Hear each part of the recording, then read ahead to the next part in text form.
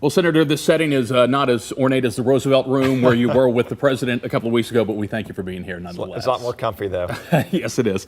You were there with the president because he was announcing his support for a piece of legislation that you introduced earlier in the year called the RAISE Act. RAISE stands for Reforming American Immigration for Strong Employment. It's an immigration bill.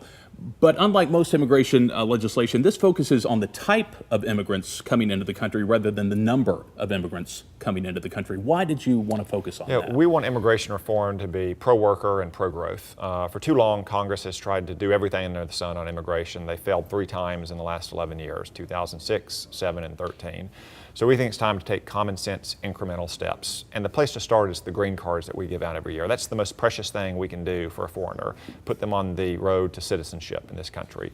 We give out a little more than 1 million green cards a year. So that's like adding the population of Arkansas every 3 years. But only 1 in 15 of those green cards are given out to someone because of their ability to come to this country, hold a job that pays a high wage, help create jobs for other people. At the same time, we've had a large number of unskilled and low-skilled workers come to this country over the last few decades at the very time when blue-collar workers have seen their wages stagnate. So our legislation on the one hand is going to stop some of the downward pressure on wages for people who work with their hands and work on their feet, but also bring in the kind of immigrants who are not just going to take jobs that pay a high wage and support their own families, but also create jobs for other Americans too. So we view it as a win for both American workers and the American economy, but also the kind of incremental, measured, common sense approach that hopefully can pass the Congress. It's about more, though, than just limiting green cards. You're kind of fundamentally changing the way that legal immigration happens in this country. So today there's a lot of arbitrary caps and different set-asides and quotas for this industry or that industry or so forth. We would just do away with all of that, and we'd say, let's look at the evidence that suggests what is going to make an immigrant a success story, to help them find a job that pays a good wage and not go on welfare, support their family, pay taxes, and so forth. And if you look at the evidence, if you look at countries that have similar systems on which we modeled our legislation, like Canada and Australia, there are just a few very simple indicators: age, English language ability, levels of education in your educational field, the wage that you're going to be paid relative to average wages in your community, your ability to invest money and manage that money, any kind of exceptional skills or achievements like internationally recognized science awards or sporting events and so forth. We just award a series of points for those kind of achievements. There's different ways to get the necessary points. So you might bring in a world-class scientist who doesn't speak a lick of English. You might bring in someone who's very young, who just graduated from the University of Arkansas with a degree in computer science, has got a job offer that's going to be 2 times the average salary here in Arkansas. So there's different ways to get the points necessary, but what we know is that from the experiences of Canada and Australia is that these immigrants are going to be able to stand on their own 2 feet and help promote economic growth and not put pressure on blue-collar wages. So the point system basically replaces employment-based and family-based immigration. I think by your own estimates, it cuts legal immigration by almost in half. That's a significant amount of potentially productive workers, though, who aren't being allowed into the country, correct? So there's still going to be a family program. So today, the family program extends to all members of one's family, not just spouses and minor children, but adult children and their spouses and their children, parents and siblings and so forth. I just don't think that's a sensible way to go about giving out American citizenship. So you limit it to spouses and young children? To spouses and minor children. And there's no cap on that. Today, about 2/3 of all immigrants come in because of the family program. We would continue not to have any cap for spouses and unmarried minor children. So we'd continue that kind of family immigration program. I think that's where most Arkansans are, and if you look at opinion polling, that's what most Americans think we should do as well.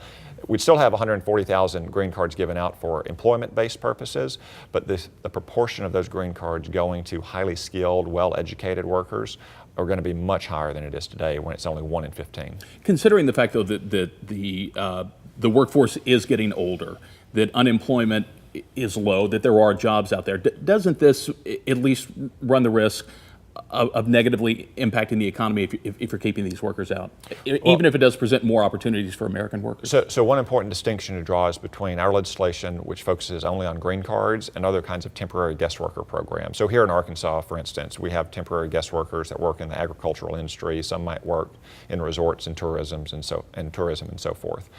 We don't tackle that. Those is a different kind of program that doesn't lead to citizenship. Some of those programs need to be reformed. There are some abuses in them, but we wanted to focus solely on green cards. And since our green card system today is not focused primarily on employment-based purposes, then it's not really doing much, in my opinion, to promote economic growth, while at the same time it is putting a lot of pressure on blue-collar families who haven't seen a wage increase, in essence, in 40 years. There is a school of thought out there that if you limit legal immigration, you run the risk of increasing illegal immigration. Are you concerned about that? Well, I am, and security and enforcement is a big part of the immigration question. However, the president has most of the authority in existing law that he needs to try to get that under control, and we've seen a dramatic decline in illegal border crossings. At the same time, Congress has tried and failed to pass big, sweeping, comprehensive reform for 11 years now, at least. I just don't think that's the right approach anymore. We need to quit trying to push that same rock up the same hill, focus on areas where we can get some agreement, and maybe build some confidence in the American people to tackle those bigger and longer term questions as well. So Jim Acosta from CNN took a bit of a beating at the White House the other day when he asked them about the Emma Lazarus quote at the Statue of Liberty, "Give me you're tired, you're poor, your huddled masses yearning to breathe free." Let's stipulate that that is not the law and that the law can be changed. But it does seem that for many years that quote has kind of embodied the spirit of immigration in America. Does your legislation in any way run contrary to that spirit, at least? No, our legislation is still going to be very pro-immigrant, but it's going to focus on getting the kind of immigrants who can succeed in our country. And the history of American immigration is not really a story of a single unbroken wave of immigration from the Mayflower to today. It's a series of surges and pauses. In the 19th century, for instance, you had a surge of Irish immigrants. In the turn of the century, you had a surge of Eastern and Southern European immigrants. In the last 50 years, we've had a surge of Asian and Latin American immigrants. They've all contributed a lot to our society.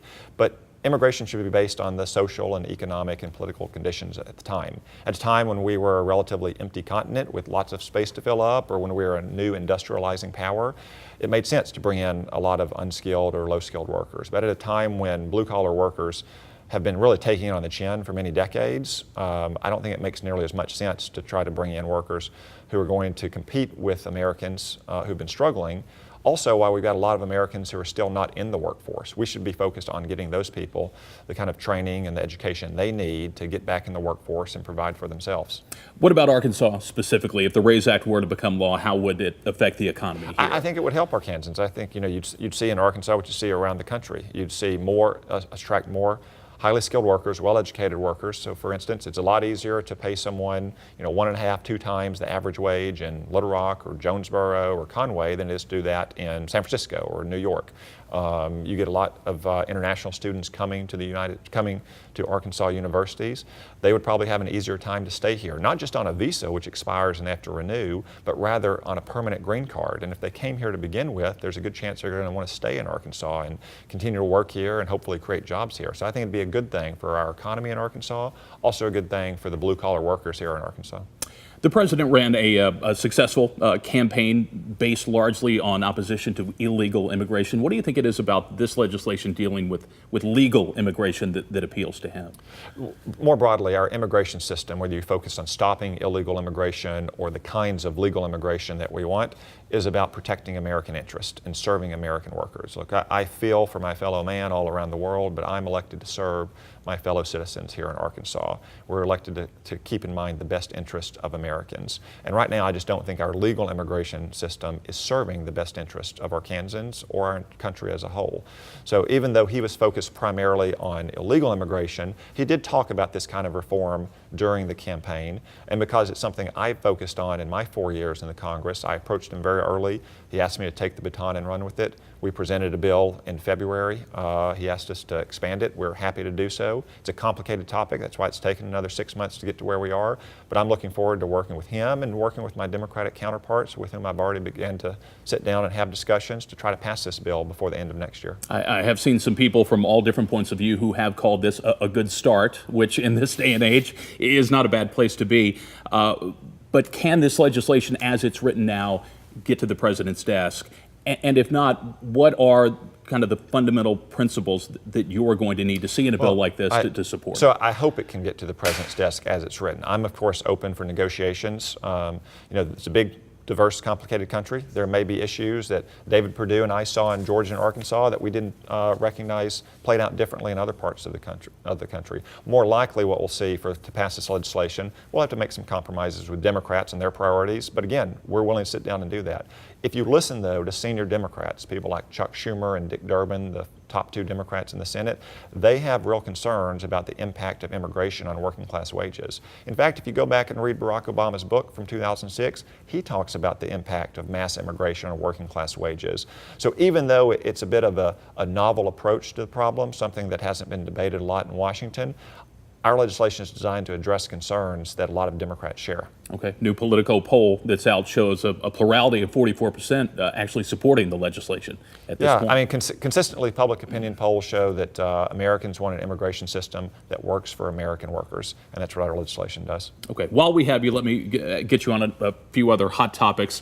North Korea reportedly constructing missile-ready nuclear weapons. At this point, the president threatening North Korea with what he called fire and fury if they continue to threaten the country. How concerned are you that this could lead to a war? Well, all Arkansans should be concerned. North Korea now for over 20 years has been moving towards this point rapidly, and kicking the can down the road has not worked, and we're about to run out of road. So North Korea is getting close to the point where they could put a nuclear warhead on a missile that could reach right here to Arkansas, could reach the entire continental United States. We should assume they're going to do that sooner rather than later. The kind of diplomacy where we grant upfront concessions to North Korea clearly didn't work in the Clinton and the Bush administration. Kind of just standing idly by, hoping that something changes, didn't work in the Obama administration. The president is right to put more force, whether it's diplomatic, financial, economic, or potentially military, behind our diplomacy. We had a big success at the United Nations week before last when we passed 15-0 to the Security Council, new sanctions on North Korea. I have my doubts about whether that will work, in part because I have my doubts about whether China or Russia will implement them, but we should at least try it. But it's only going to be effective if it is backed with the credible threat of coercive American power. Okay. On health care, your party's efforts to repeal and replace Obamacare failed in the Senate last month. What, in your opinion, is the future of that fight, and will it by necessity have to be more bipartisan in nature? Well, Chris, I'm very disappointed that the Senate failed to pass health care reform, and Obamacare is not going to get any better. We're going to continue to see some prices go up for Arkansans later this year in open enrollment season. You know, networks are probably going to narrow, so people may lose their choice of doctor. So ultimately, we're going to have to return to the health care issue in the Senate. That's probably going to be sooner rather than later. I'm perfectly happy to work with the Democrats on this. I think we're going to have some hearings when we get back in September to see if we can craft some narrowly tailored, targeted solutions to some of these problems. I'm willing to listen to anything that anyone has to say because it's a real source of anxiety and a lot of out-of-pocket expenses for Arkansans. What I'm not willing to do is just have a blanket bailout for insurance companies without any reform to our health care system for Arkansas families. Do you think that could get done this year? And I know you're on your break now. Have you been hearing from Arkansans about this particular topic? Yeah. I mean, I hear from Arkansans all the time about health care, in part because it's such a big expense in their monthly budget, and also it's a real source of anxiety. You know, if you have a sick child or a sick parent, you're very worried about how you're going to get your health care and how you're going to pay for it. That's why I say that even though the Senate didn't pass this legislation last month, we can't just leave the health care issue for good. We may not, debate it when we're back immediately in September, but sooner rather than later, and probably sooner, we're going to have to return to health care and hopefully fix our broken health care system. The Russia investigation continues to be a big story. We learned this week that the FBI had raided the home of Paul Manafort, who was the president's campaign manager for a time. Your reaction to that, and are you confident that Robert Mueller, the special counsel, can run a fair and independent investigation into this? Well, I think the best thing for everyone to do, the special counsel and for the president and his associates, the Intelligence Committee on which I sit is conducting its own review, is to follow the facts where they lead us, get those facts out as quickly as possible and reach whatever conclusion those facts take us to. I encourage all witnesses that might have any evidence, might have any knowledge to come forward and cooperate with the Intelligence Committee, cooperate with the special counsel and the FBI, because I think that's in everyone's best interest. Okay, and then tax reform is the other big challenge for the Congress over the rest of this year. What are the fundamental principles that you would want to see in a piece of legislation, and how optimistic are you that that can also get done this year? Yeah, I want to see simpler and lower taxes for Arkansas families and businesses. It's a big issue, obviously. The tax code is very complicated. I think it's about 10 times the size of the Bible, not nearly as much good news in it.